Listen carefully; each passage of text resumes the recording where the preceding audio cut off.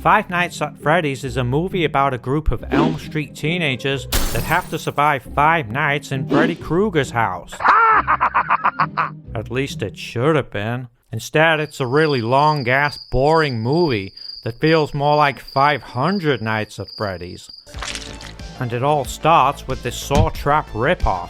And maybe this is the guy who directed Willy's Wonderland. After all, he did beat this movie to the punch. We're then introduced to Mike, who loses his job because he likes to beat up kids' parents and cause the kids irreparable trauma. Rather than ending up in jail, he's free to shop around for a new job instead. Horror fans will of course best know recruitment agent Steve as Stu from the original Scream movie. Now, wouldn't it be a crazy twist if he turned out to be the bad guy in this movie too? The job turns out to be working security for an old children's pizza place called Freddy Fazbear's. And at the first night at Freddy's, he goes poking around, and then fucking falls asleep. I mean, it's literally his first night of a new job that he desperately needs. Mike dreams about the past when his little brother was kidnapped by persons unknown. He then turns around to find 5 kids who flee.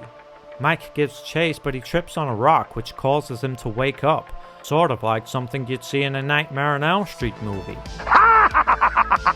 In the morning, Mike arrives back home to find his babysitter Max on the sofa, so he's paying her to sleep while he gets paid to sleep.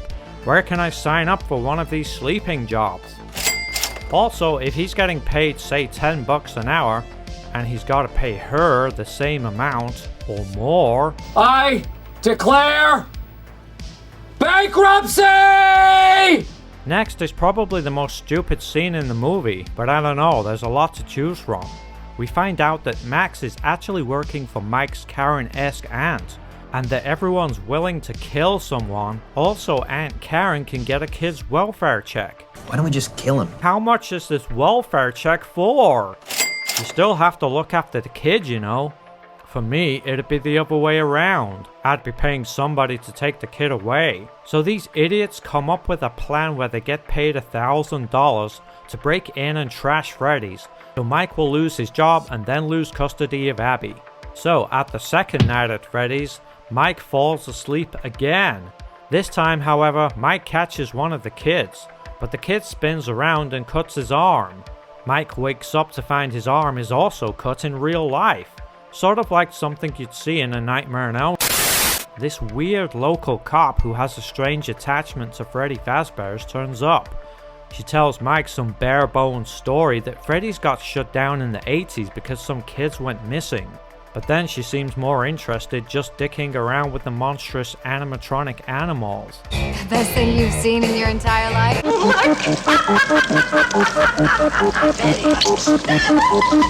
And wait a minute. Did she just spend all night at Freddy's too? God forbid anybody actually needed to call the police. Now we're about halfway through the movie before something interesting happens. Max and Jeff turn up to trash Freddy's under the cover of broad daylight. And they bring along 2 extra guys. Great, so now you have to split the $1,000 4 ways for a job that you could have just done yourself. This looter gets picked off first when this cupcake thing chews his face off. And no, it's not as cool as it sounds. There's no fucking gore. And it's the same story when the other guys get picked off in the most boring of ways. Finally, Max is lured into a room by a ghost kid. There's a big fucking robot in the corner. So of course, she just goes up to it and sticks her head in it, like any normal person would. It's now the 3rd night at Freddy's, and Mike has to bring along Abby because he ain't got no babysitter. And he does what he does best and falls asleep on the job. Abby meanwhile gets tickled by the robots, so the 3rd night at Freddy's kinda sucks. The next morning, Abby confirms what Mike has been suspecting and tells him that the animatronics are in fact possessed by the ghosts of kids. Ghost children possessing giant robots? These ghost kids can possess the robots, appear in ghost form, open doors, pull people around, and appear and talk to you in your dreams. There's just too much shit going on here with no defined limitations on what they can and can't do. We're now on the 4th night at Freddy's, and Vanessa's taking the piss out of the taxpayers' money and just hanging out there, ignoring all the emergency calls coming in. And the scares are ramped into overdrive when they all have a bit of a dance.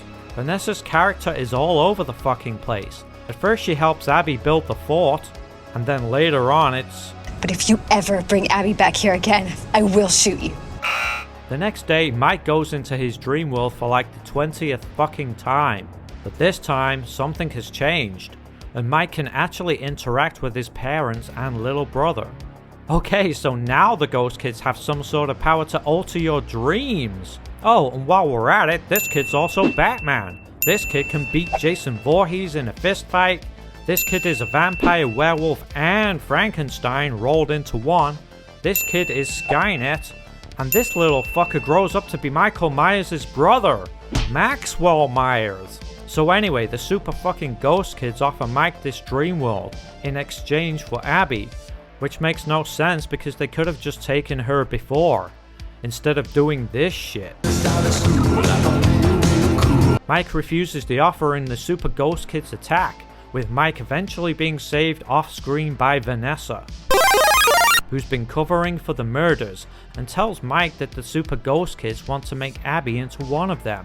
Back at Mike's house, a big bear kills Aunt Karen, who Mike has asked to look after Abby. It's a different bear to the other one, but they don't explain why. You gotta buy like 47 games to get the rest of the story. The bear takes Abby to Freddy's, which just sort of proves that they didn't need to deal with Mike anyway. And who called the cab? The fucking robot? It's now the final night at Freddy's, which actually is the 5th night.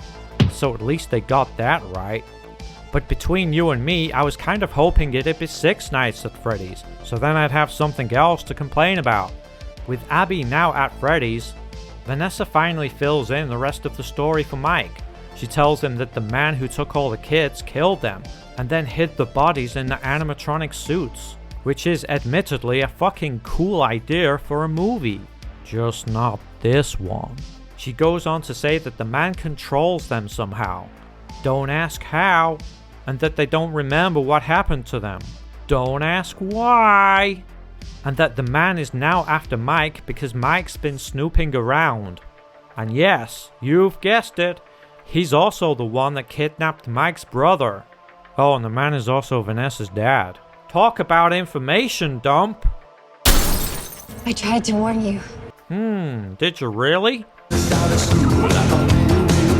Vanessa kits Mike up with some tasers, and he races over to Freddy's where he takes out Freddy and Bonnie and then saves Abby from Chica. Goddamn, who named these things? A fucking child? Mike is then confronted by a previously unseen animatronic, a huge yellow rabbit known as Spring Bonnie. And Abby is stalked by Foxy, prompting Vanessa to activate her special power.